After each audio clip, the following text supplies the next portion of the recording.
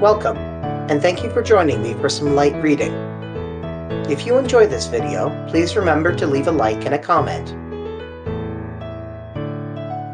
We've learned so far that Mrs. Ferrers poisoned her husband. This act became known to someone close to Roger Ackroyd, who blackmailed her for money. The stress of the blackmail and Roger's rejection at the news of her deeds drove Mrs. Ferrers to suicide. Wishing for justice after her death, Mrs. Ferrers mailed a letter confessing everything, naming her blackmailer. Upon receiving the letter, Roger Ackroyd was murdered, and the letter goes missing. Is the blackmail related to the murder, or is this a coincidence? Chapter 7. I learned my neighbor's profession. On the following morning, I hurried unforgivably over my round. My excuse can be that I had no very serious cases to attend. On my return, Caroline came into the hall to greet me. "Flora Ackroyd is here," she announced in an excited whisper.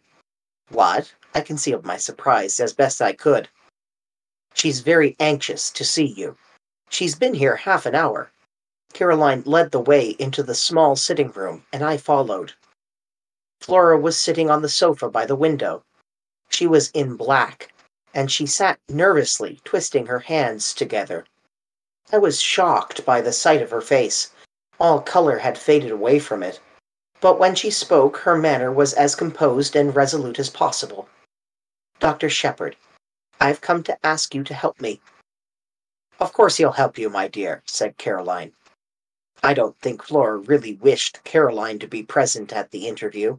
She would, I'm sure, have infinitely preferred to speak to me privately, but she also wanted to waste no time, so she made the best of it.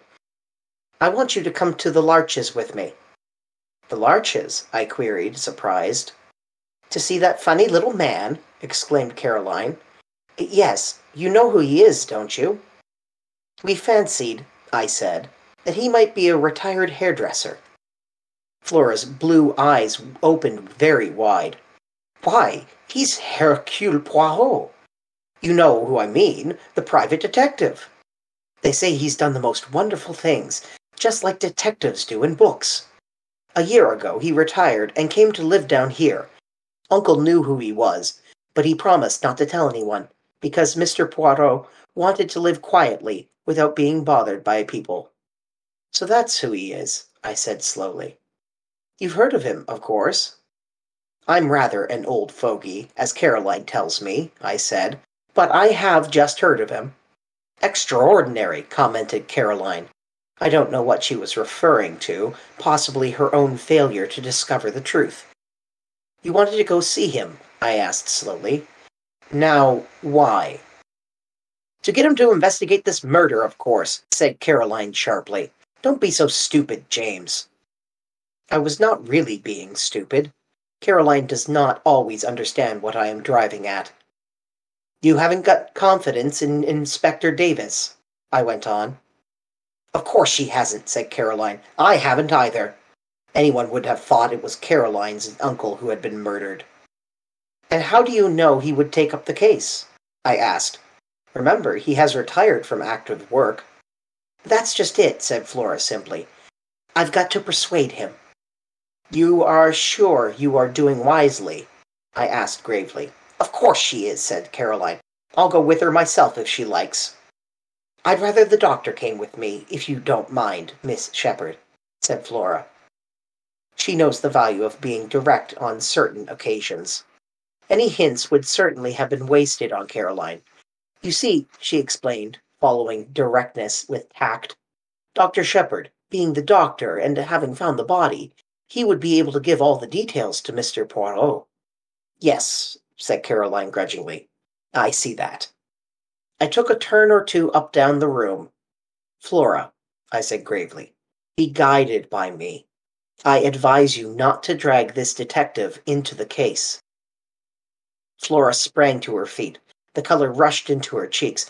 "I know why you say that," she cried, "but it's exactly for that reason I'm so anxious to go. You're afraid, But I'm not. I know Ralph better than you do." "Ralph?" said Caroline. "What has Ralph got to do with it?"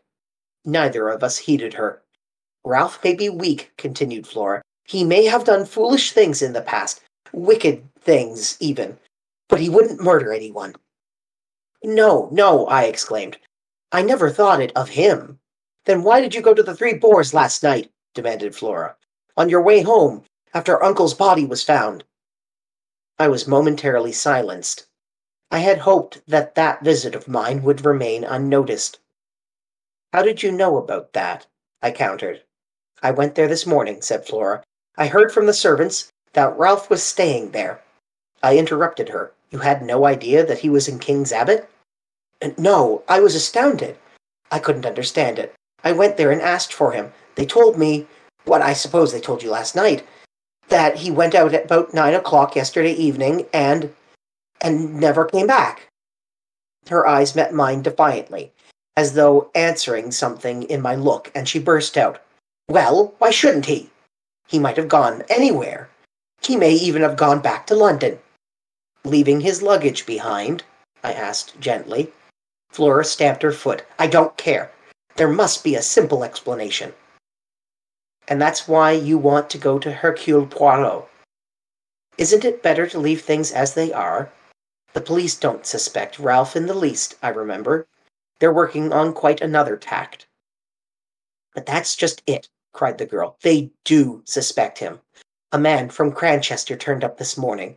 Inspector Raglan, a horrid, weaselly little man. I found he had been to the Three Boars this morning before me. They told me all about his having been there, and the questions he had asked. He must think Ralph did it." "That's a change of mind from last night, if so," I said slowly. "He doesn't believe in Davis's theory that it was Parker, then?" "Parker, indeed," said my sister, and snorted. Flora came forward and laid her hand on my arm. "Oh, Dr. Shepherd, let us go at once to this Mr. Poirot. He will find out the truth." "My dear Flora," I said gently, laying my hand on hers, "are you quite sure it is the truth we want?" She looked at me, nodding her head gravely. "You're not sure," she said. "I am. I know Ralph better than you do." "Of course he didn't do it," said Caroline, who had been keeping silent with great difficulty. "Ralph may be extravagant, but he's a dear boy, and he has the nicest manners." I wanted to tell Caroline that large numbers of murderers have had nice manners, but the presence of Flora restrained me. Since the girl was determined, I was forced to give in to her, and we started at once, getting away before my sister was able to fire off any more pronouncements beginning with her favorite words, "of course." An old woman with an immense Breton cap opened the door of the Larches to us. Mr. Poirot was home, it seemed. We were ushered into a little sitting-room arranged with formal precision, and there, after the lapse of a minute or so, my friend of yesterday came to us. "Monsieur le Docteur," he said, smiling. "Mademoiselle." He bowed to Flora. "Perhaps," I began, "you have heard of the tragedy which occurred last night?" His face grew grave. "But certainly I have. It is horrible. I offer Mademoiselle all my sympathy. In what way can I serve you?" "Miss Ackroyd," I said, "wants you to find the murderer," said Flora in a clear voice. "I see," said the little man. "But the police will do that, will they not?" "They might make a mistake," said Flora. "They are on their own way to make a mistake now, I think. Please, Mr. Poirot, won't you help us? If it's a question of money—" Poirot held up his hand. "Not that, I beg of you, mademoiselle. Not that I do not care for money." His eyes showed a momentary twinkle. "Money. It means much to me, and always has done. No, if I go into this, you must understand one thing clearly. I shall go through with it to the end. The good dog, he does not leave the scent, remember. You may wish that, after all, you had left it to the local police." "I want the truth," said Flora, looking him straight in the eyes. "All the truth?" "All the truth." "Then I accept," said the little man quietly. "And I hope you will not regret those words.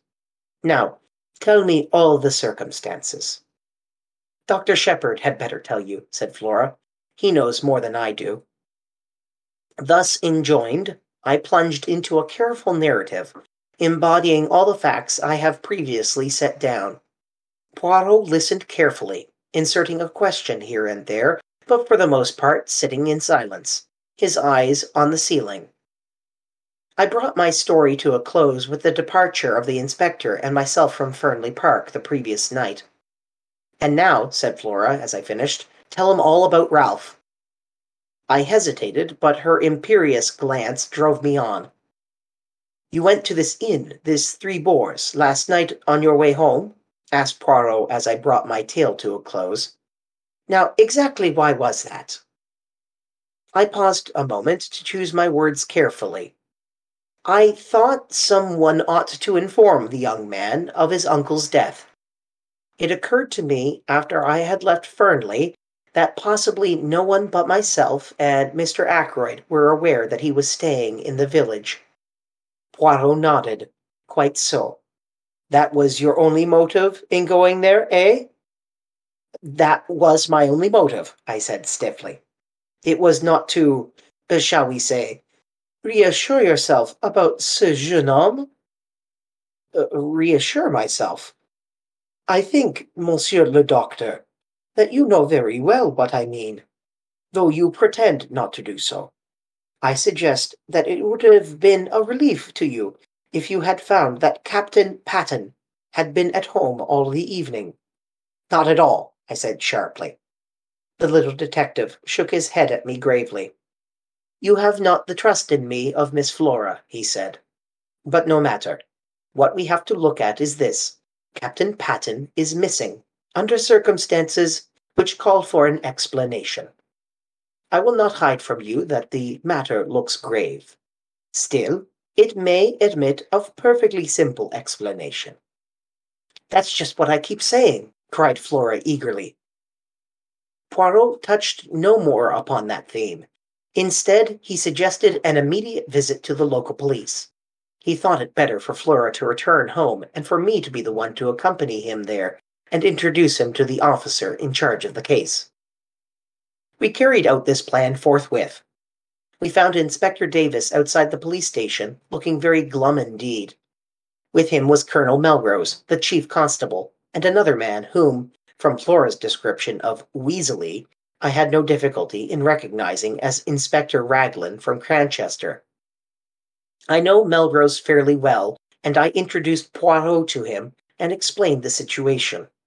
The chief constable was clearly vexed, and Inspector Raglan looked as black as thunder. Davis, however, seemed slightly exhilarated by the sight of his superior officer's annoyance. "The case is going to be plain as a pikestaff," said Raglan. "Not the least need for amateurs to come butting in.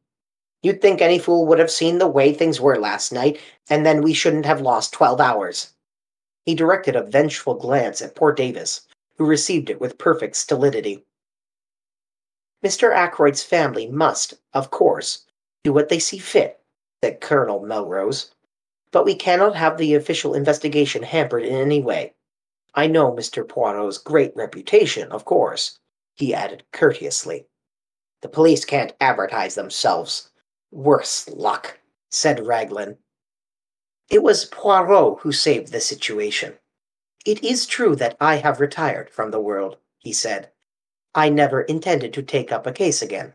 Above all things, I have a horror of publicity.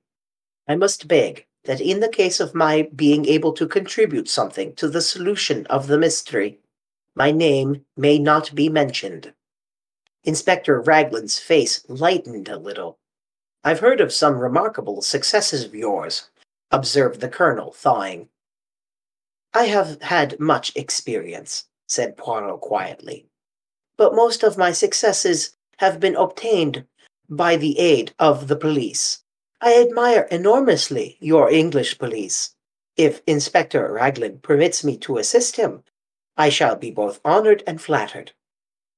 The inspector's countenance became still more gracious. Colonel Melrose drew me aside. "From all I hear, this little fellow's done some really remarkable things," he murmured. "We're naturally anxious not to have to call in Scotland Yard.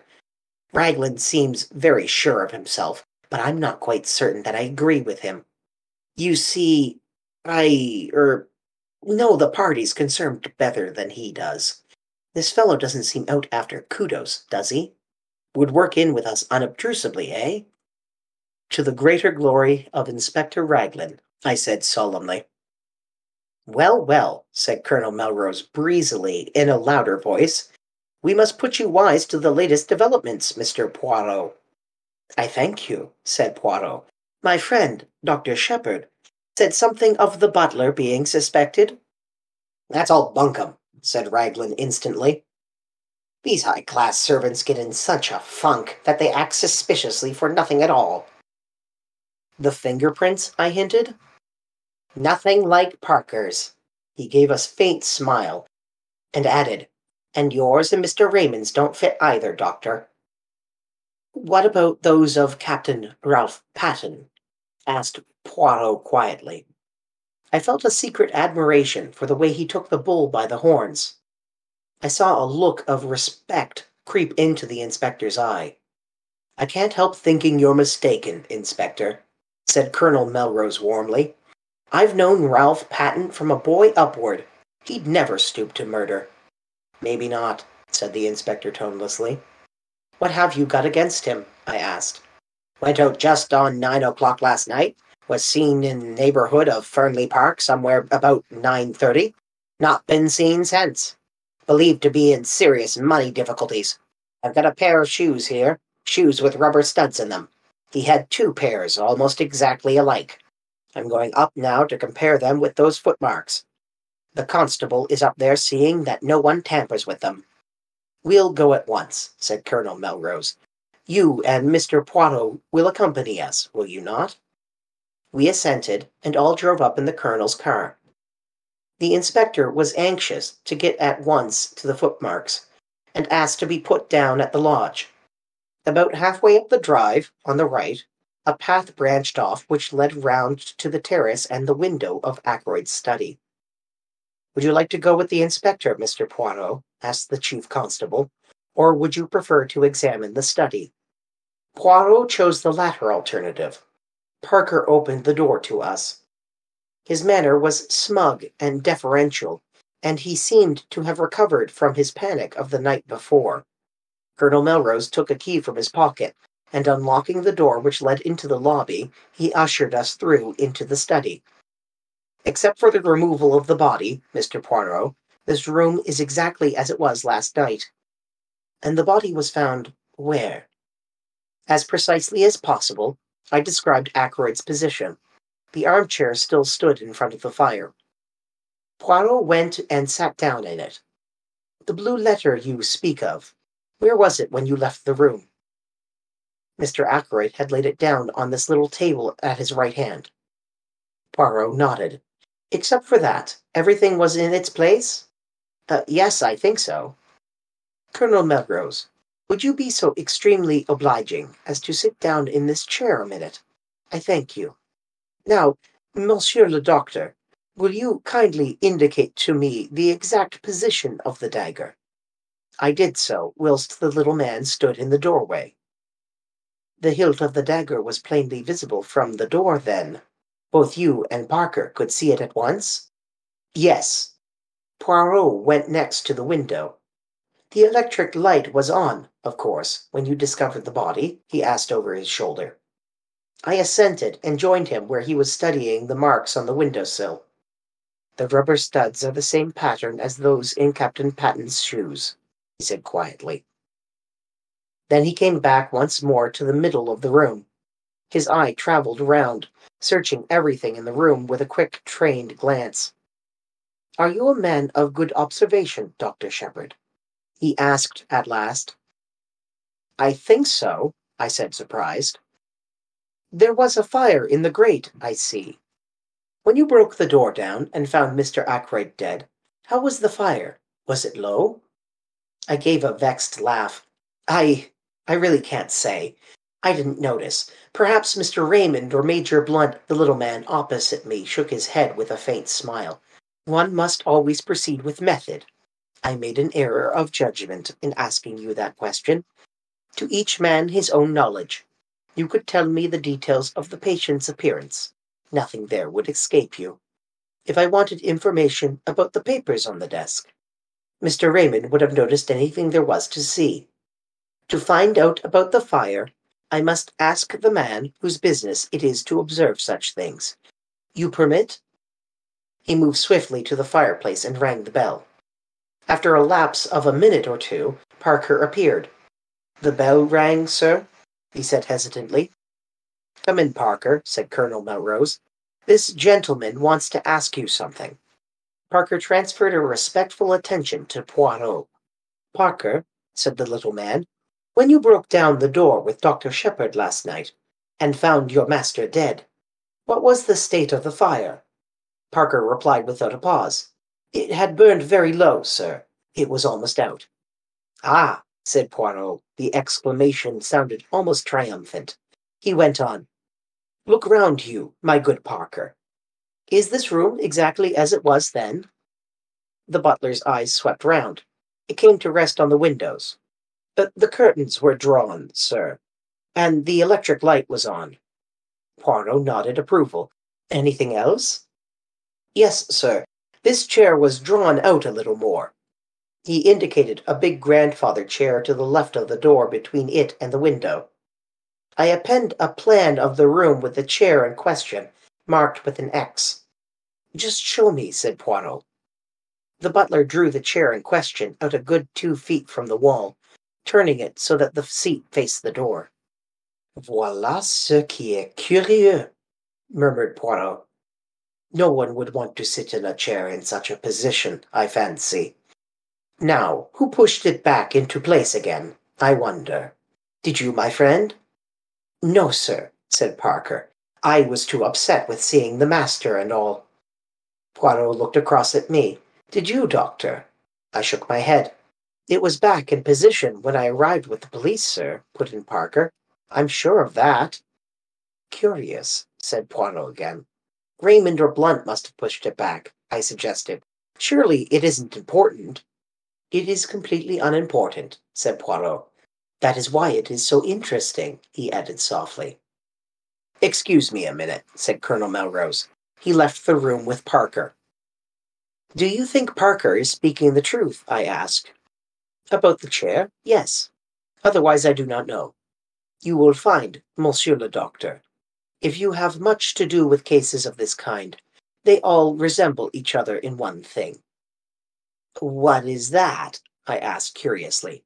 "Everyone concerned in them has something to hide." "Have I?" I asked, smiling. Poirot looked at me attentively. "I think you have," he said quietly. "But have you told me everything known to you about this young man Patten?" He smiled as I grew red. "Oh, do not fear. I will not press you. I shall learn it in good time." "I wish you'd tell me something of your methods," I said hastily to cover my confusion. "The point about the fire, for instance." "Oh, that was very simple. You leave Mr. Ackroyd at 9 minutes, was it not?" "Yes, exactly, I should say." "The window was then closed and bolted, and the door unlocked. At 10:15, when the body is discovered, the door is locked, and the window is open. Who opened it? Clearly only Mr. Ackroyd himself could have done so, and for one of two reasons. Either because the room became unbearably hot, but since the fire was nearly out and there was a sharp drop in temperature last night, that cannot be the reason. Or because he admitted someone that way. And if he admitted someone that way, it must have been someone well known to him, since he had previously shown himself uneasy on the subject of that same window." "It sounds very simple," I said. "Everything is simple if you arrange the facts methodically. We are concerned now with the personality of the person who was with him at 9:30 last night. Everything goes to show that that was the individual admitted by the window. And though Mr. Ackroyd was seen alive later by Miss Flora, we cannot approach a solution of the mystery until we know who that visitor was. The window may have been left open after his departure, and so afforded entrance to the murderer, or the same person may have returned a second time. Ah, here is the Colonel who returns. Colonel Melrose entered with an animated manner. "That telephone call has been traced at last," he said. "It did not come from here. It was put through to Dr. Shepherd at 10:15 last night from a public call office at King's Abbot Station, and at 10:23 the night mail leaves for Liverpool." The star of the show has at last entered the spotlight. Retired though he may be, Hercule Poirot is probably secretly happy to return to the old busy days before his quiet cultivation of vegetable marrows. And as Flora feared, the police have a new suspect, Ralph Patten. Ralph was in money troubles. Could he have been the one Raymond heard asking for money from Ackroyd's purse?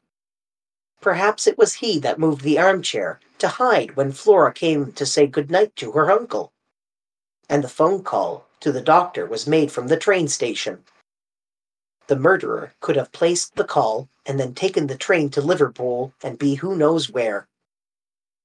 Ralph didn't return to the Three Boars. Could it be him?